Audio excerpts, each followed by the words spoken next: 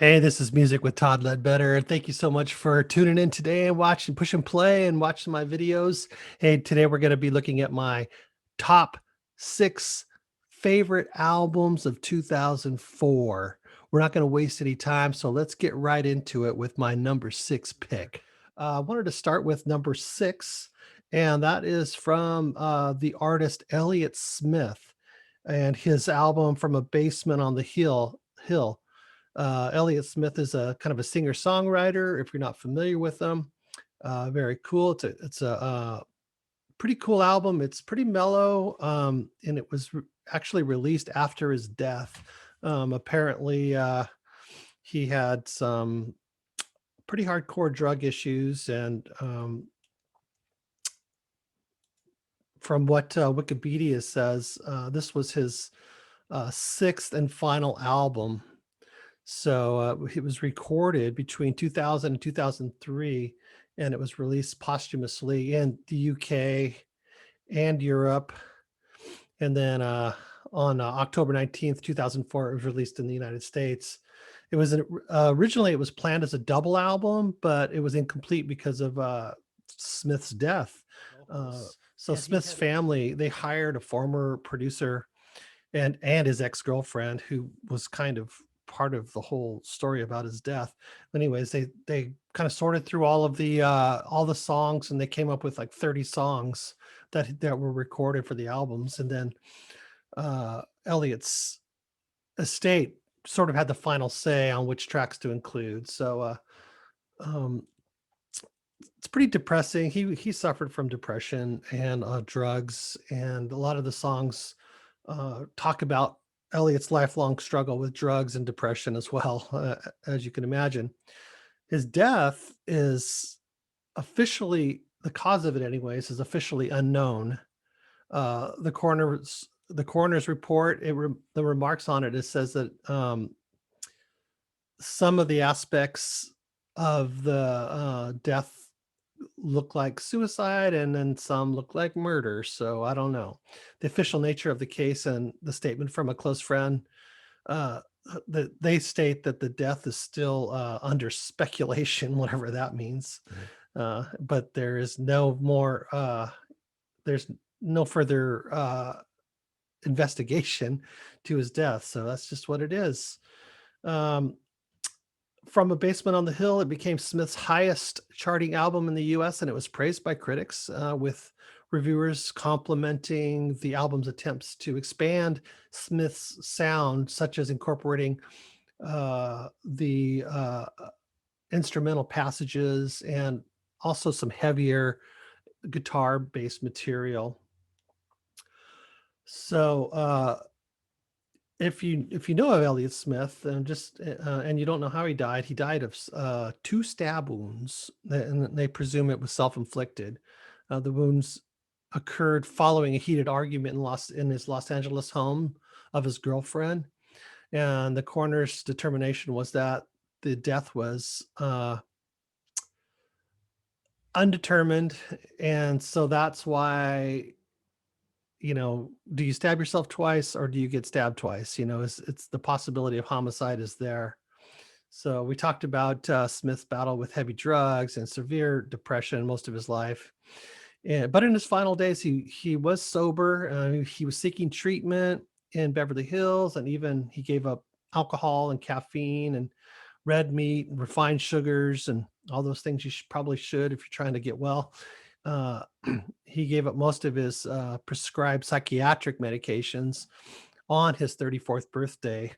Yeah, apparently, Smith took his sobriety with the same intensity with which he took to his intoxication, and he found himself suddenly face to face with the lifetime of depression and unmanaged emotional trauma. So, kind of a tragic story. It's a pretty good album. It's an album that has taken me quite some time to sort of understand and get used to, really, to learn like who Elliott Smith was and his style. Um, so and over the years, I have come to appreciate, especially this guitar playing and his chord arrangements and changes, and pretty depressing music. But for 2004, this is my number 6 pick. Elliott Smith from A Basement on the Hill. Now, my number 5 pick, let's see, we got The Cure, one of my favorite all-time bands. They've had some albums better than others, but this album, The Cure, released in 2004, is called The Cure. It's their 12th studio album, and it was released uh, June 29th of 2004 on Geffen. And it had a single that was promoted, The End of the World. It was entirely produced by an American producer, Ross Robinson, also known for his work with Korn and Slipknot and Limp Bizkit. Um, let's see, The Cure was co-produced by Robert Smith, the frontman, and Ross Robinson. And talked about some of the bands that they worked with. Um, the album was a little heavier than previous material in the band. Smith described the record as heavy Cure as opposed to new heavy metal. And in the liner notes, the entire album was recorded live in the studio, according to Smith. And the official track listing included the closing Going Nowhere, which was excluded from the North American pressing. There was 3 demo songs during the album session, A Boy I Never Knew, and Please Come Home, and Strum. I guess they leaked onto the internet as some MP3 files. But it's a pretty good album. It's not one of their bigger albums with lots of hits on it and whatnot. But nevertheless, I just love The Cure, and anything that they're going to put out there, I'm going to listen to. So that's my take on it. And that's my number 5 pick for 2004. Okay, so now this is kind of an interesting band for me. Number 4, I listened to this album when it first came out because of just curiosity, and that's Velvet Underground, and their album Contraband. It was the debut studio album from not Velvet Underground, Velvet Revolver. It was this Velvet Revolver was released June 8th, 2004, and it was a pretty big commercial success. And it reached number 1 on the Billboard 200 charts, and it was certified double platinum. Now, you probably know that Velvet Revolver sort of formed out of the Guns N' Roses band, which I was not like a big, huge fan of Guns N' Roses, but I did like Slash. I like Slash a lot. He was like the best thing of Guns N' Roses, and Matt Sorum too. And those both of those musicians are in Velvet Revolver. Also, Duff McKagan. And I wasn't really a big fan of Duff McKagan before that, but in this particular album, Duff has got a mean sounding bass. His tones that he's getting on the songs, I really dig, and I like his playing a lot. I really became a Duff McKagan fan from this album. So there is a documentary, I think, that VH1 kind of produced as they were forming the band, and they had all the musicians and the songs written, but they were looking for a lead singer, and so they ended up with, of course, Stone Temple Pilots singer. They did Scott Weiland. They tried out Josh Todd from Buckcherry and a few other people, Travis Meeks of Days of the New. But I do like Scott Weiland a lot. It's an interesting mix of Guns N' Roses, but not really so much. To me, there's a lot of Stone Temple Pilots in it, and maybe that's just Scott's influence in it. But really good album. I like it a lot. It's too bad Scott passed away, of course, but fantastic album. The Contraband from Velvet Revolver. Really good album. They only had 2 albums, but rock and roll moves on. That's my number 4 pick. All right, so let's see. I have to kind of peek down to see my tabs here because I'm reading some Wikipedia stuff for you guys to give you a little information on some of these bands. So my number 3 pick today is the It's Iron and Wine, and it's their endless numbered days. It was the second full-length album from Iron and Wine. It was released on March 23rd, 2004 on Sub Pop. It was the first non-solo effort by Sam Beam under his Iron and Wine moniker. Um, so really cool, kind of a mellow album, but really cool acoustic stuff, and really liked it a lot. The album marked a change in the Iron and Wine sound, and it was his first production in a professional studio, because the one before that, I think he just recorded it on a 4-track. But great songs. It's a cool feel. I really I like it. You know, it's kind of mellow like the Elliott Smith album, but I actually like the Iron and Wine better. It's a little cleaner. It's a little more easy to listen to, because Elliott gets pretty noisy, and um, you know, it's an okay listen once in a while. I can definitely listen to Iron and Wine, Our Endless Numbered Days, more times throughout the year than I can the Elliott Smith album, but I got to appreciate that Elliott Smith album. So that's my number 3 for 2004. Pretty cool album. I like it a lot. And then let's see, what do we got next? We got number 2. Well, number 2 is The Killers, Hot Fuzz. It's the debut studio album by The Killers. It was released June 7th, 2004 in the United Kingdom, and June 15th, 2004 in the United States. You know, they say it was mostly influenced by new wave and post-punk. It spawned 4 commercially and critically successful singles: Mr. Brightside, Somebody Told Me, All These Things That I've Done, and Smile Like You Mean It. The album reached number 7 on the Billboard 200 and number 1 in the UK charts. As of December 2012, Hot Fuzz has sold more than 7 million copies worldwide, including more than 3 million in the United States and more than 2 million in the United Kingdom. It's also been certified platinum or multi-platinum in Australia, Canada, Ireland, and New Zealand. And the album and its first 3 singles went on to garner 5 Grammy Award nominations. That's pretty cool. So that's my number 2 album, Hot Fuzz by The Killers. Um, cool band. I like their style. I like the music. I like the albums after this too. Very, very cool. And that brings us to my number 1 album for 2004. It's a great album. One of my favorite bands of all time, U2, How to Dismantle an Atomic Bomb.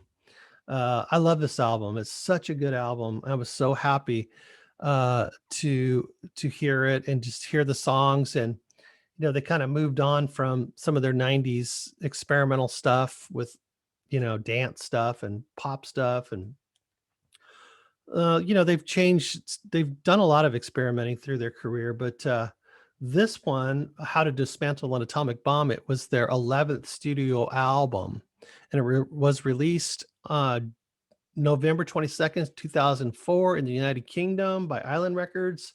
And then it was released the next day in the United States by Interscope Record, much like the previous album, All That You Can't Leave Behind, which was, by the way, a great album. That was in 2000. This record exhibits a more mainstream rock sound after the band experimented with well, like I said, the alternative rock and dance music of the 90s. It was produced by Steve Lillywhite with additional production from a few other people here, including Brian Eno and Daniel Lanois. Looking They were looking for a little more hard hitting sound than their previous album. So they began recording How to Dismantle an Atomic Bomb in February of 2003 with Thomas. And after 9 months of work, the band had an album's worth of material ready for release, but they weren't satisfied with the results completely. So the group enlisted Lillywhite to take over the production, and that was in Dublin in January 2004. So Lillywhite, along with his assistant Lee, spent 6 months with the band reworking the songs and encouraging better performances, if you can believe that, from U2 lead singer Bono, or from not just from him, but from the whole band. But let's see, Bono described the album as our first rock album, he calls it, which I don't know why he describes it as that, but that's kind of cool.